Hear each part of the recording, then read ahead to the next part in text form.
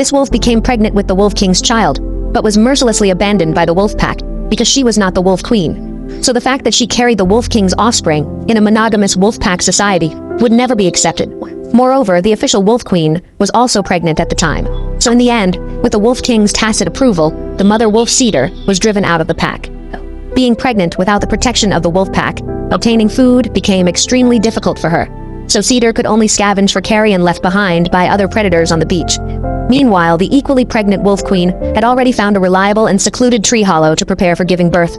She didn't have to worry about food because her Wolf King husband would bring the pack back from hunts. But Cedar has yet to find a suitable place to nest.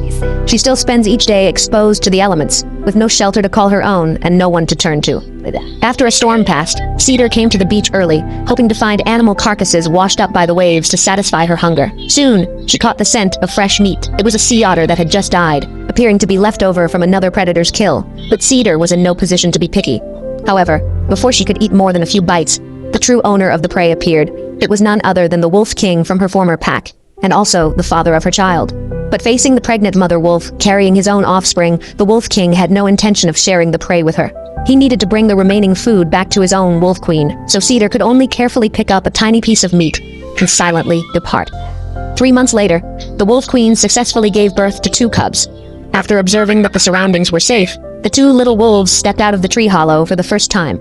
Now, they were still very weak. If discovered by other predators, they would likely be eaten as prey, so the Wolf Queen had to stay constantly by the cubs' side, while her Wolf King husband would bring them the food they needed every day. Mother wolf Cedar also successfully gave birth to cubs, but in order to find food, she had to frequently leave her cubs in the den and venture out alone. Cedar hadn't found food for a whole day now. If this continued, she would not only be unable to keep her newborn cubs alive, but survival for herself would also be difficult. So Cedar made a very bold decision. She actually walked toward the forest, where the Wolf Queen's den was located. At this moment, the Wolf Queen's cubs were still playing outside the den, completely unaware of the danger nearby. To avoid being discovered by the Wolf Queen, Cedar took each step very carefully. After quietly approaching the den entrance, her movements became even slower. However, just as Cedar was about to enter the den, the Wolf Queen suddenly appeared and immediately issued her a clear warning. But Cedar behaved very submissively in front of the Wolf Queen, so the Wolf Queen didn't actually attack her. The next day, an unexpected scene unfolded. The Wolf Queen actually voluntarily left the den. Shortly after, Cedar crawled out from the den. Now, she had taken on the responsibility of caring for 4 cubs. The 2 mothers who should have been enemies seemed to have reached an agreement to jointly raise their offspring.